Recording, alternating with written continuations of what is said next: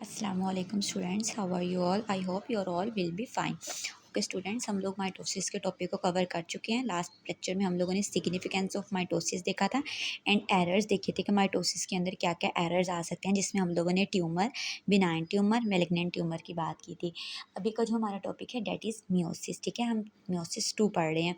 Last lecture में हम meiosis 1 भी कवर कर चुके हैं, अगर आप लोगों को याद हो तो, जिसमें हम लोगों ने साइनेप्सिस पढ़ा था, क्याजमेटा पढ़ा था, टेट्राड पढ़ा था। ठीक है, आज है मियोसिस 2। मियोसिस 2 में सेम आपने माइटोसिस को याद करना है, माइटोसिस का सारा कुछ as it is copy paste करना है मियोसिस 2 के अंदर माइटोसिस का। ठीक है, अब देखो सेम वही बातें होंगी जो हमने माइटोसिस में पढ़ी थी।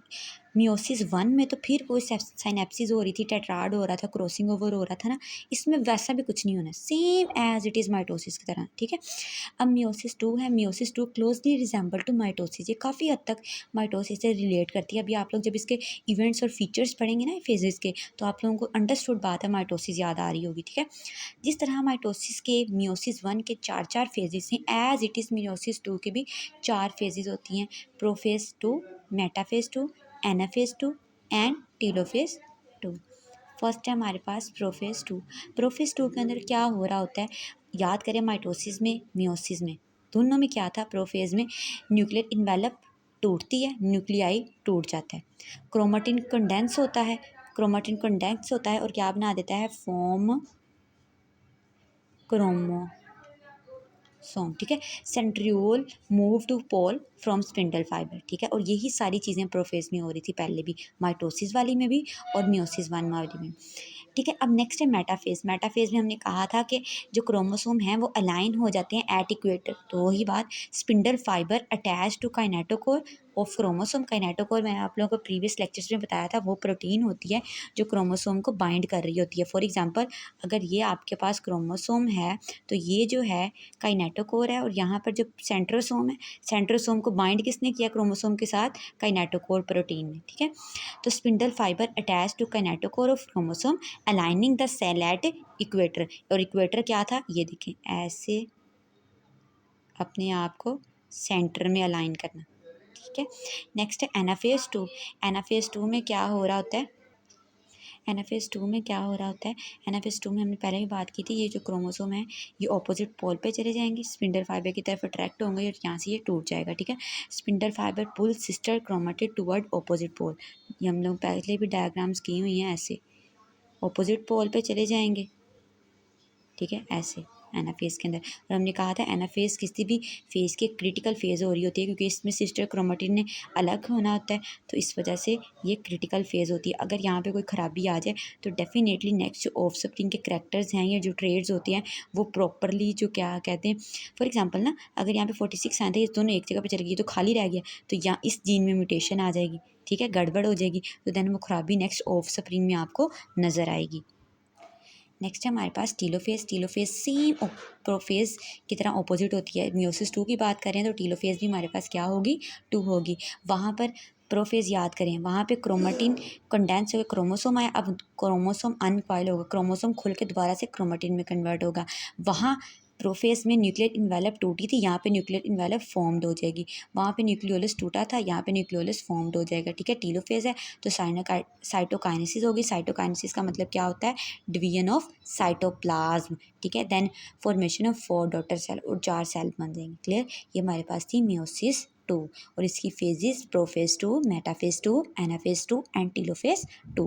नेक्स्ट हम लोगों ने जिस तरह से माइटोसिस की सिग्निफिकेंस पढ़ी थी, इसी तरह से बेटे हम लोगों ने मियोसिस की भी सिग्निफिकेंस पढ़नी है। ठीक है, मियोसिस की 2 सिग्निफिकेंस है, maintain number of chromosome, meiosis bring genetic diversity. Diversity क्या होता है, वैरायटी, तो हमारे जीन के अंदर वैरायटी लेके आती है, कौन लेके आती है, मियोसिस लेके आती है। ठीक है, क्योंकि माइटोसिस में तो क्या हो रहा है, सोमैटिक सेल में हो रही होती है, सेम नंबर ऑफ क्रोमोसोम रहते हैं, तो कोई डिफरेंस आता ही नहीं है। तो मियोसिस के अंदर जेनेटिक डाइवर्सिटी आती है। तो मियोसिस की 2 सिग्निफिकेंस है, नंबर ऑफ क्रोमोसोम मेंटेन रहते हैं, ठीक है, जितने थे उतने ही मेंटेन रहती है, ना कम होती है ना ज़्यादा होती हैं। और मियोसिस में जेनेटिक डाइवर्सिटी आ जाती है। सबसे पहले मेंटेन नंबर ऑफ क्रोमोसोम, ठीक है। अब किस तरह से रहते हैं, सबसे पहले एनिमल सेल में क्या होता है, एनिमल सेल में स्पेशलाइज्ड सेल होते हैं रिप्रोडक्टिव सेल में, वो अंडरगो जाते हैं मियोसिस में। मैंने कहा था ना मियोसिस जर्म लाइन सेल में होती है, और जर्म लाइन सेल में वो सेल होते हैं जिन्होंने रिप्रोडक्शन करवानी होती है, ठीक है, called gametes. Gamete sex cell of male and female, male और फीमेल के जो सेक्स सेल होते हैं उन्हें गैमेट्स बोलते हैं, ठीक है। उन्होंने रिप्रोडक्शन करवानी होती है जब उनकी फ्यूजन होती है। Have half number of chromosome, ठीक है। सेक्सुअल रिप्रोडक्शन होगी, सेक्सुअल रिप्रोडक्शन के नतीजे में मेल एंड फीमेल के गैमेट्स ज्वाइन करेंगे, मतलब मेल से स्पर्म और फीमेल के एग आपस में ज्वाइन कर जाएगा टू मेक न्यू जनरेशन, और एक नई जनरेशन नेक्स्ट प्रोड्यूस होना स्टार्ट हो जाएगी। और फ्लावरिंग प्लांट में सेक्सुअल रिप्रोडक्शन होती है, ठीक है। नॉन फ्लावरिंग में सेक्सुअल रिप्रोडक्शन नहीं होती, ठीक है, उसमें एसेक्सुअल रिप्रोडक्शन होती है। अब फ्लावरिंग प्लांट में क्या होगा, स्पेशलाइज्ड सेल इन फ्लावर, ठीक है, इसमें भी वो स्पेशलाइज्ड सेल होते हैं। उसमें तो गैमेट थे, इसमें देखें undergo meiosis, daughter cell called spore. Plant है तो प्लांट में स्पोर्स बनते हैं। Have half number of chromosome, ठीक है, इसमें भी उसमें भी हाफ नंबर ऑफ क्रोमोसोम थे, इसमें भी हाफ नंबर ऑफ क्रोमोसोम है। और मियोसिस की डिफाइन में भी हमने यही बात पढ़ी थी, स्पोर्स जो हैं वो आगे ग्रो करते हैं और न्यू जनरेशन में वो कन्वर्ट हो जाते हैं। नेक्स्ट है एरर। जिस तरह माइटोसिस में एरर आते थे और हमने कहा माइटोसिस में अगर एरर आया तो ट्यूमर हो जाएगा, ठीक है। ट्यूमर की भी हमने टाइप्स पढ़ी थी। एज इट इज़ बेटा मियोसिस में भी एरर आ सकता है। मियोसिस में दो तरह का एरर आ सकता है, इसमें बेसिकली डिसजंक्शन और नॉन डिसजंक्शन की बात करेंगे, और differentiate between disjunction and non disjunction ये बोर्ड में शॉर्ट क्वेश्चन आ जाता होता है, ठीक है। दोनों में डिफरेंस तो ये लाजमी तौर पर आप लोगों ने याद करना है, ठीक है। अब इसमें होता क्या है मियोसिस में बेटे, मियोसिस 1 में क्रोमोसोम सेपरेट होते हैं, जबकि मियोसिस, अब देखो क्रोमोसोम का मतलब ये क्रोमोसोम इधर चला गया, ये क्रोमोसोम, ये पूरा सेट है तो इट्स अ क्रोमोसोम, ठीक है। तो मियोसिस 1 में क्रोमोसोम सेपरेट होते हैं, जबकि मियोसिस 2 में सिस्टर क्रोमेटिड, एक ये क्रोमोसोम है, जब ये अलग अलग हुए this is called meiosis 2 and this is called meiosis 1। बात समझ में आई, ठीक है। तो ड्यूरिंग मियोसिस 1 क्रोमोसोम सेपरेट होते हैं, during meiosis 2 sister chromatid separate होते हैं। दिस इज कॉल्ड डिसजंक्शन, कि काम बिल्कुल स्मूथली हो रहा है। अगर ये वाली पॉसिबिलिटीज़ ना हो, देखो some time daughter cell receive more और less than normal number of chromosome, offspring suffer from medical problem, this is called non disjunction. मतलब कि काम ये है कि मियोसिस 1 हुई तो सिस्टर क्रोमोसोम सेपरेट होंगे, मियोसिस 2 हुई तो सिस्टर क्रोमेटिड सेपरेट होंगे, तो इससे डिस्टिंक्शन। लेकिन अगर ये काम नहीं होता तो फिर क्या होगा, कुछ ज़्यादा, किसी के पास ज़्यादा क्रोमोसोम चले जाएंगे, किसी के पास कम चले जाएंगे और किसी के पास जाएंगे नहीं।